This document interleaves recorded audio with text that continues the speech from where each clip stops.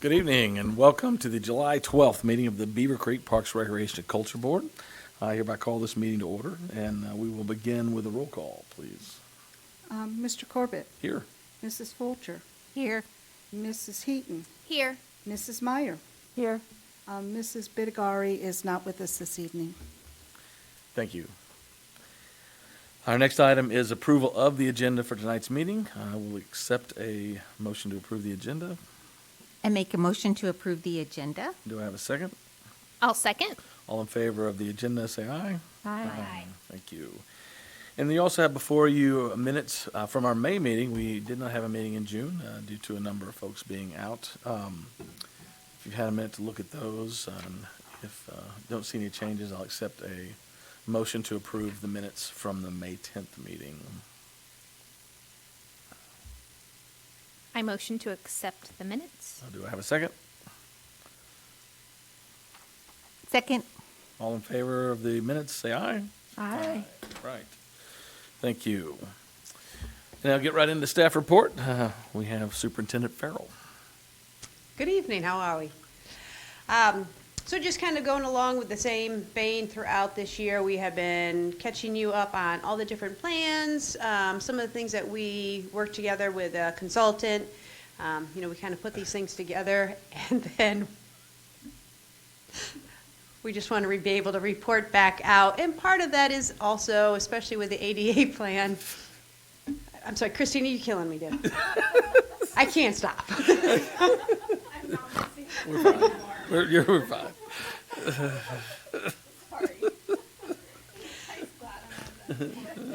Trying to be professional here, and we're in a disco. It's like we had All right.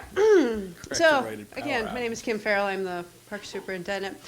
So some of these plans, so the ADA transition plan, as we go through it, I'll explain everything that we went. But as we move forward, we would like to get input from the Parks Board as well. So, like, here's kind of what we set forth, our goals for the upcoming year.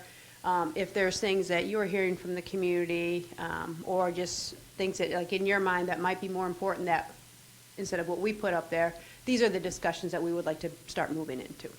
So when we did our Parks Master Plan back in 2019, one of the things that was called out was to do an ADA plan.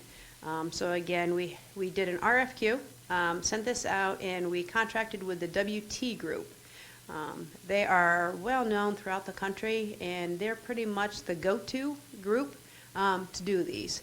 Great group of people.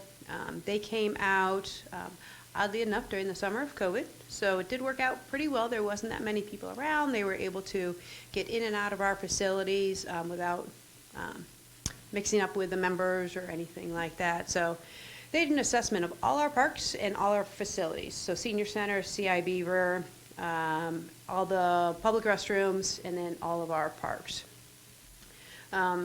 So they did that on site, but then they also did 2 public feedback sessions. So just kind of reporting back out to, and these were through Zoom, because again, we couldn't meet in person.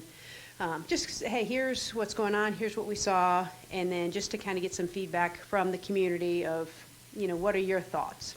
So with all of that, then they put together a 10-year plan. There is a lot of things on that list. Some things that just, it's minor, moving trash cans, maybe tilting a mirror, but it is a very long list. The binder is a couple inches thick. But it is a 10-year plan, and when we complete everything, it's a little over, I think, $1 million. So within that, so WT Group, they divide everything into 5 categories. 1, that it should be completed immediately. 2, it should be completed as soon as possible. 3, should be completed as soon as possible, but there may be other items that will provide greater access to the persons with disabilities. 4, not necessary to complete because other sites exist that meet the requirements. And 5 is just more of a smart practice. So they categorized everything like by one park, listed everything that needed to be changed out, and then they kind of went through 1 through 5, and then also helped us phase out within, like, I think there's 3 different phases. And then from there, staff went through and said, okay, here are the things that, we can kind of accomplish. So we started out in 2021 with the low-hanging fruit. So working on circulation routes, and those are a lot of the time, so just kind of going into the bathroom that we might have had a trash can right next to the door, so somebody in a wheelchair can't get in with enough maneuverability. Once we change that, then we need to continue to keep an eye out on all of that. If they're not hung on the wall, they're on the floor. We just need to, when we empty trash, do floors, move them back to, so there's plenty of space. Accessible routes. So we have the picture on the right is a restroom at Rotary Park. So our staff was able to make a concrete walkway from the road all the way to the bathroom. And then from the bathroom, they actually extended it through kind of like the path through the tree line right to the shelter house. So as we make improvements to our parks, we do make sure we watch accessibility and see how we can get somebody from, whether it's a parking lot, a paved road, to whether it's a shelter, the playground. These are things that we're always looking at, and they don't always have to be concrete. We do have some routes that are the crushed gravel. But at least, yes, if you have a wheelchair, maneuverability issues, you can still cross that path. Excuse me. Some of the bathroom signs, that's the picture on the left. You'll see the ones that are on the door were the ones that we already had up, and then the ones on the right are the ones that we mounted. So they're more in line with somebody in a wheelchair, and they also have the wheelchair symbol, and they also have Braille on there. So it says men, women, and Braille. And then the door pressure, the opening and closing, again, there's a certain amount of pressure so when you push the door open, how long it takes to come back in, and how much pressure, how much it takes to actually push it open. So the gentleman, Jerry, who does a lot of this stuff for us, he's got all the gadgets, and so he can measure the pressure and he can adjust everything like that. So again, that's something that we can kind of keep watching. If a door is starting to go faster, we can just adjust it in-house. So in 2021, we did over 100 work orders. In 2022, we're still trying to work on some of that low-hanging fruit, the things that we can just kind of get in, get these things taken care of without a lot of money. So it's remounting toilets. We just had toilets that were up a little too high, so lower them, or maybe they were too low and higher them, so just to get at the proper height. Remounting grab bars, those are the things that are on the sides next to a toilet, or even behind. Remounting toilet paper dispensers, thresholds at doors. This one, I believe, is at CI Beaver Hall. And again, accessible routes. As we move into 2023, you're seeing a pretty decent theme here. We're going to keep working on remounting toilets, the grab bars, the toilet paper dispensers, accessible routes. And then we have also started replacing picnic tables. So the shelters that we do reserve, we want to make sure that there's at least one picnic table that is handicap accessible, so somebody in a wheelchair has the space and they don't have to go from the chair to the bench on the picnic table. So, and then the picture on the upper right, that's the bridge at CI Beaver Hall. Again, you wouldn't think that would pose much of an issue, but somebody that kind of shuffles, or yes, you have a wheelchair or a walker, that little lip may cause a tripping hazard. So these are things that we're just kind of working through, and it's a slow process, but little by little, hopefully as we go through, our staff, as they're out doing maintenance, that these are things that they just pick up on without even having to worry about, like having a work order that this needs to be done.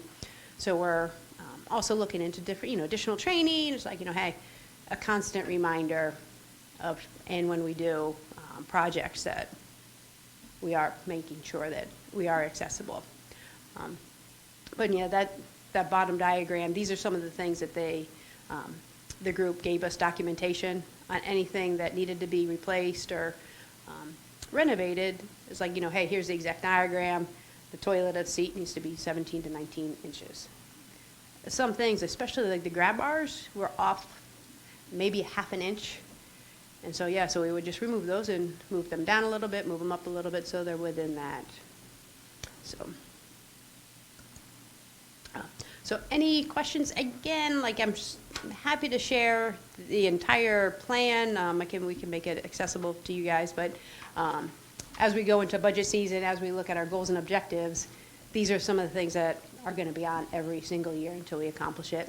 We get to the end of the 10 years, we'll go out and get an RFQ and have a group come back through, and then also as we do our new park, we'll make sure that we're watching everything. So. But happy to answer any questions that you might have. Thank you. Awesome, thank you. All right. Next up, is it Aaron, you bringing us the division report tonight?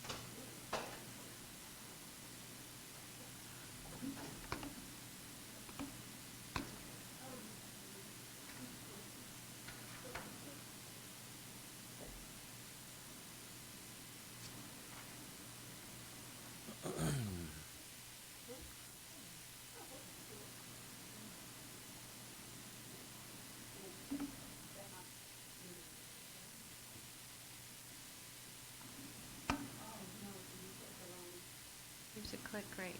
Oh, if you just. No. It's a little off our game tonight, aren't we? Technology. All right. Hi, everyone.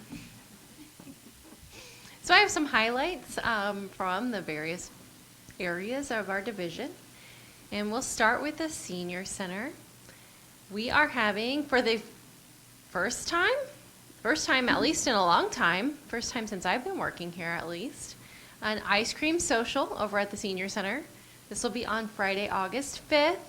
And we will actually have live music by David Mulliken. And, of course, ice cream.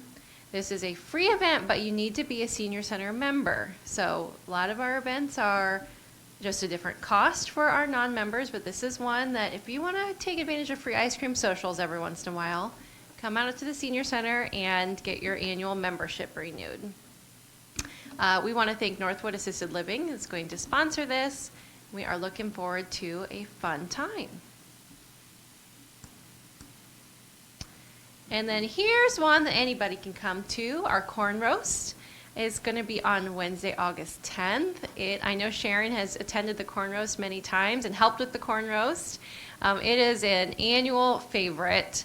The food is delicious. It is just a lot of fun. We will have ribs, hot dogs, chips, dessert, and of course, corn on the cob. Village at the Green is our sponsor this year. And our corn on the cob has been donated by an anonymous donor. So we want to thank Anonymous for their corn on the cob donation. We have a lot of fun with this one. The staff and the volunteers have a lot of fun with this one as well. There's some of our kitchen ladies last year serving up a plate at the corn roast.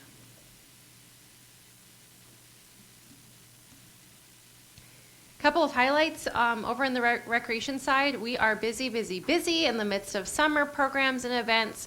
Our summer concert series we are right in the middle of right now. So we scheduled 8 concerts. We have 4 more left. The next one is a new to us band called Gemstone this upcoming Sunday. We have the Hathaways after that. The 31st of July is Ludlow Creek. You might remember Ludlow Creek as Southbound. Their name has changed. I know they're a local favorite.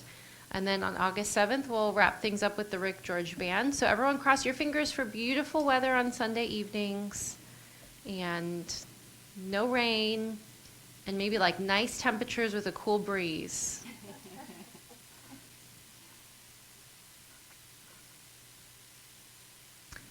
We also have our movie in the park coming up. We shifted our movie selection a little bit this year. Instead of picking one that was a newer release for the young kiddos, we kind of took it back a few years with picking Field of Dreams. So it's kind of a classic favorite that a lot of people might remember, and then some of the younger generations probably have never seen before that they might enjoy seeing with their parents and maybe even their grandparents.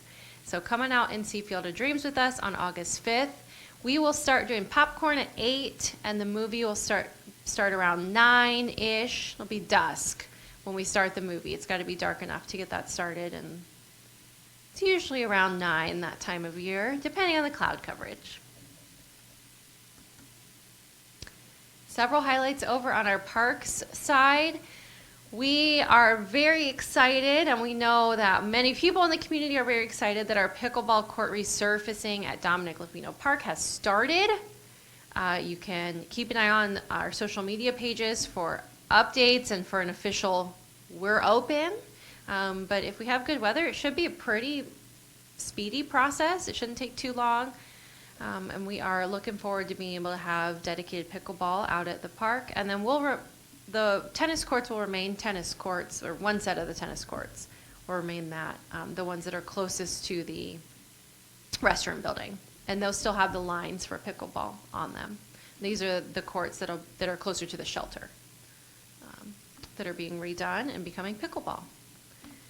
And then we also have the basketball court at C.I. Beaver Park is being resurfaced after they're done with the pickleball courts. So that'll be resurfaced with nice new resurfacing. Should be nicer than what we've got right now. Should be all cleaned up. Zach shared with me that last year we had some major tree trimming happen so that we don't have lots of low-hanging limbs around the basketball hoops like we used to have as well. So we are looking forward to those new improvements. We want to say a special thank you to St. Luke's School volunteers. They came out and did some weeding and mulching of the landscape beds at Shout Park. If you're familiar with that park, you know that front area where you can see the photo is right along Meadow Bridge Drive, an area that gets a lot of traffic past it, and it's definitely noticeable now that it's got the nice new mulch, and it's definitely looking spruced up. So there were about 40 students in the kind of middle school grades, 6 through 8, that volunteered to do that. If you've got a group that wants to volunteer, please contact our office and we'll link you up with a project. You may all already know, we've been talking about it, but the barn at Wartinger Park, the replica Tobias Zimmer barn, is now complete. We will have a ribbon cutting July 19th. That is next Tuesday, a week from today. And we'd love if you are able to join us for that. We also got a grant from the Dayton Foundation Tornado Relief Fund. And that will pay for 25 trees to be planted this fall out at the park as well. We lost a lot of trees over there. The grant actually paid for 40 trees, but 25 of them will be at Wartinger Park. Yep, and I think the question was about the ribbon cutting. It's at 5:30 on July 19th. Thank you.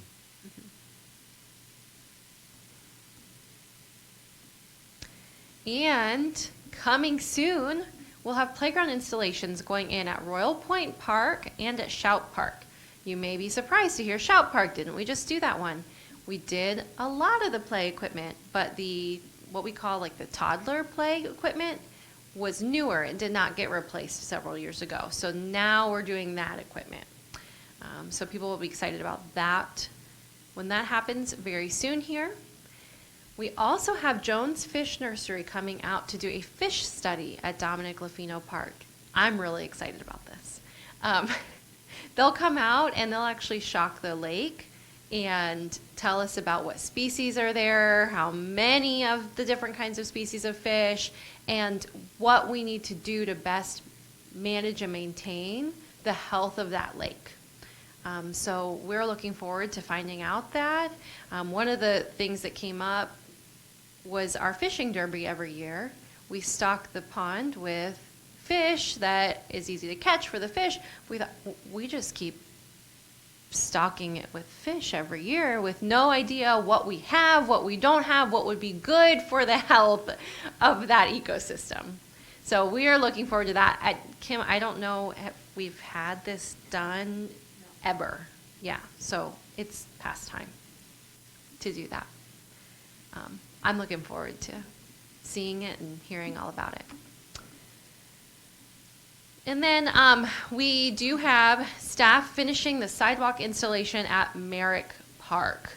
So you might remember there is a bike route that kind of went through there and a jog in the bridge, and that is all getting worked out. I believe that was some of the ADA things that came up on our ADA assessment. And so we're finishing up that installation over there. We know the cyclists who come through there will be very happy about that. And in not so fun news, we have seen a recent influx in vandalism and graffiti at our parks. Seems to be kind of all over the community. There's not one specific park that it's happening at, although they do have, seems like the vandals do have their favorites, but it's kind of all over the place. So help keep an eye on your neighborhood parks for us. We can't be everywhere at once.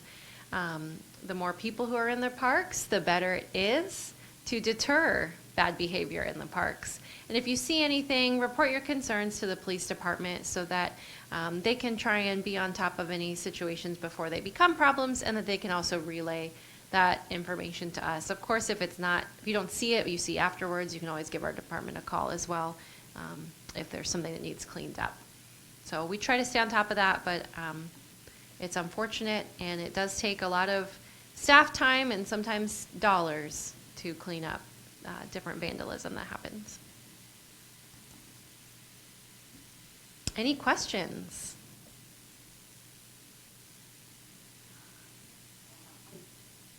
Can you give us how many people have been attending the summer concerts? Have you had a good turnout? Yeah, we've had a good turnout. I don't know the exact numbers off the top of my head, but I know it's been pretty similar to summers in the past, where we're getting at least 150 to each concert, and sometimes, especially if it's extra nice weather or if it's a band that people are really looking forward to, we'll get up around 250 or more. But we've been hanging out around that 150 to 200 range for most of the shows so far. Thank you. All right, thank you. Thank you. That moves us into old business. We haven't met since the volunteer. Oh, is there another light out?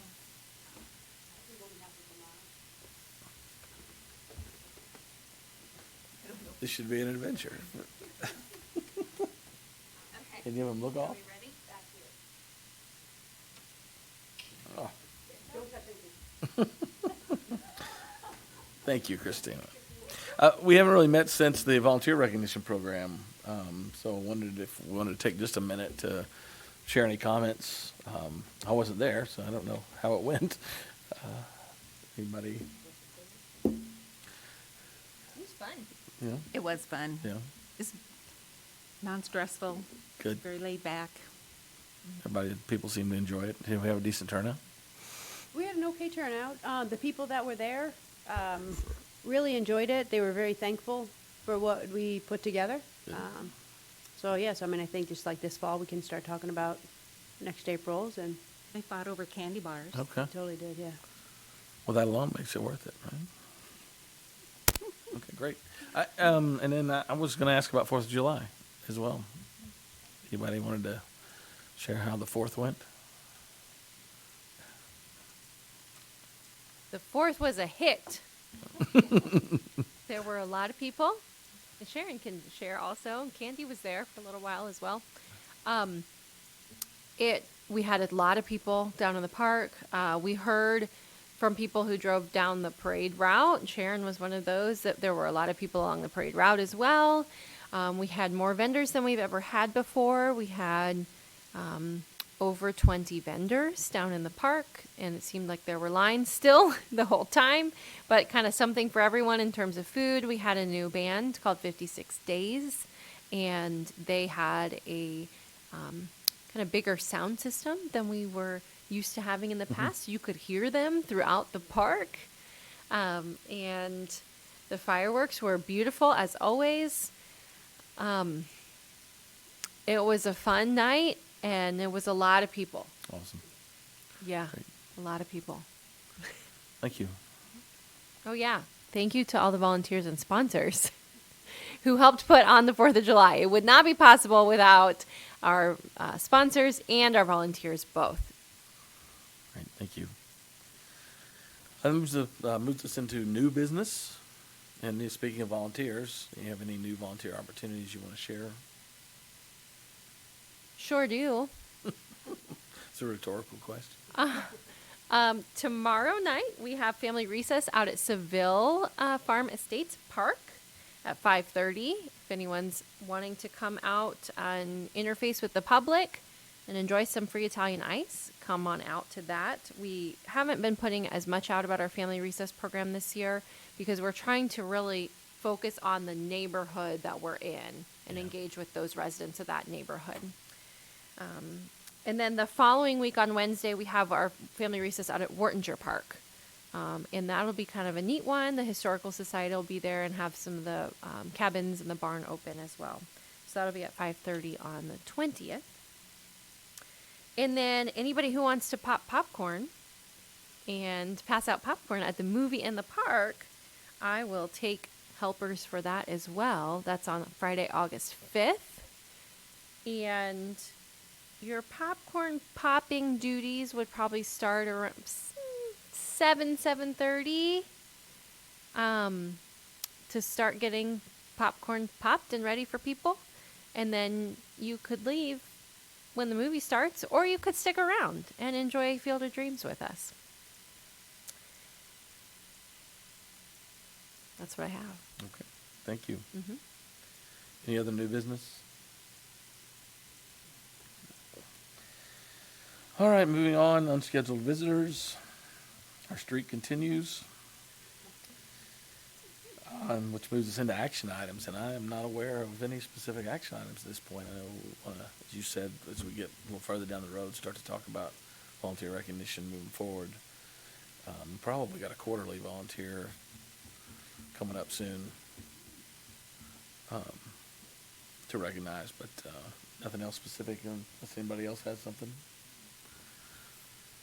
Which moves us into board time. And I know that Candy has something to share with us. No. First of all, thanks for sharing the ADA transition plan. That was informative and helpful to see that there's a little progress there. I do have a question. I know there's a company that's been hired for I think it's the 5-year plan or whatever for the new park. Has anything, is that going to start soon? Do you know? Or is that, when will they start doing committee meetings and things, or is that on hold? It is not on hold. Okay. Right now, they're in the research and gathering phase. Okay.